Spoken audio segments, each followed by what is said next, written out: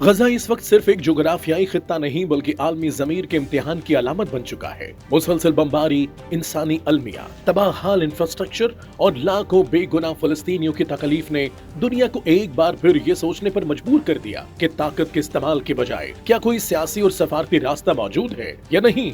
इसी पस मंजर में बोर्ड ऑफ पीस का कयाम एक अहम आलमी पेशरफ्त के तौर पर सामने आया है। बोर्ड ऑफ पीस एक कसीरुल जेती सियासी और सफारती फोरम है जिसका बुनियादी मकसद गजा में जारी तनाज़े के हल के लिए बैनुल अक़वामी कोशिशों को मुनज़्ज़म करना है।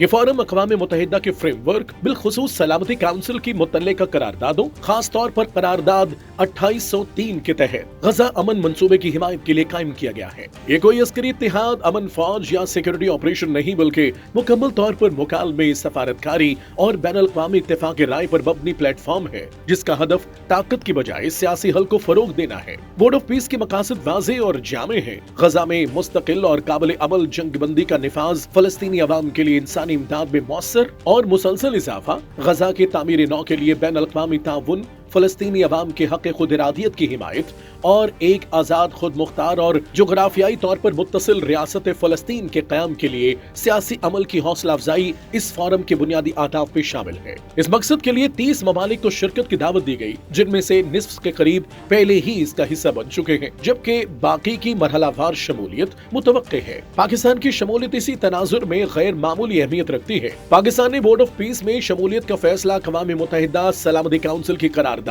2803 के फ्रेमवर्क के तहत गजा अमन मंसूबे की हिमायत के लिए किया है। पाकिस्तान ने वाज़े किया है कि वो मुस्तकिल जंगबंदी, इंसानी इमदाद में इजाफे, गजा की तामीर नौ और फलस्तीनी अवाम के हक खुद इरादियत के हुसूल के लिए एक काबिल एतमाद और वक्त की पाबंदी वाले सियासी अमल की हिमायत करता रहेगा। पाकिस्तान का मौक़िफ़ बदस्तूर ये है कि 1967 से पहले की सरहदों की बुनियाद पर एक आजाद फलस्तीनी रियासत कायम हो जिसका दारुल हुकूमत अल कुद्स शरीफ हो। बदलते हुए आलमी सियासी मंजरनामे में पाकिस्तान का ये फैसला महज एक सफारती सरगर्मी नहीं बल्कि एक बरवक्त और स्ट्रेटेजिक कदम है। दुनिया तेजी से ब्लॉक सियासत की तरफ बढ़ रही है। ऐसे में पाकिस्तान उन चंद ममालिक में शामिल है जो मुख्तलिफ आलमी ताकतों के साथ मुतवाज़न ताल्लुकात रखते हैं और किसी एक ब्लॉक की सियासत का हिस्सा नहीं बनते। यही तवाज़ुन पाकिस्तान को बोर्ड ऑफ पीस जैसे फोरम्स में एक मौसर और काबिल कबूल आवाज बनाता है। आज बाज हल्के बोर्ड ऑफ पीस को इंटरनेशनल स्टेबलाइजेशन फोर्स के साथ जोड़ने की कोशिश कर रहे हैं जो हकाइक के मुनाफी है। बोर्ड ऑफ पीस एक सियासी और सफारती फोरम है जबकि इंटरनेशनल स्टेबलाइजेशन फोर्स का ताल्लुक जमीनी सिक्योरिटी से है। पाकिस्तान ने ISF के मामले में